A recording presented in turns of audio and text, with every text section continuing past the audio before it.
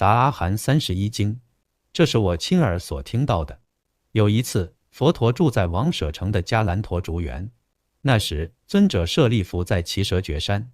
有一位名叫舒吕那的长者之子，每天都去游玩。到了耆蛇绝山，他拜访了舍利弗。舒吕那向舍利弗行礼，头面触地，然后坐在一旁。这时，舍利弗对舒吕那说：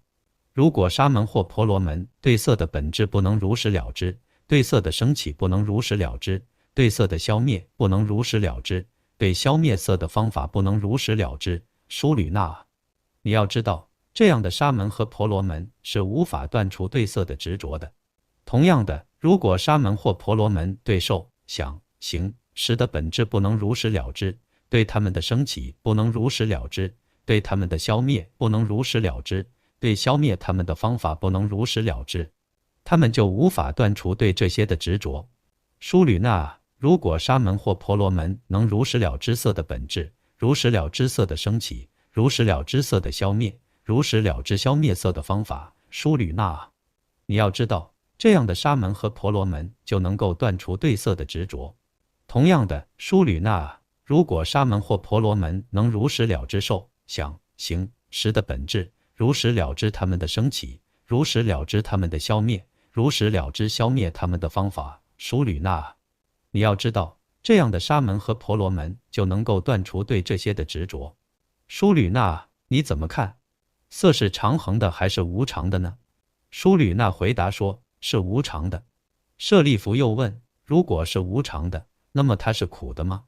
舒吕那回答说：是苦的。舍利弗说：如果色是无常的，是苦的，是会变化的，那么圣弟子会不会认为色就是我，或者与我不同，或者我们互相依存呢？舒吕那回答说：不会。舒吕那啊，同样的，受、想、行、识是常恒的还是无常的呢？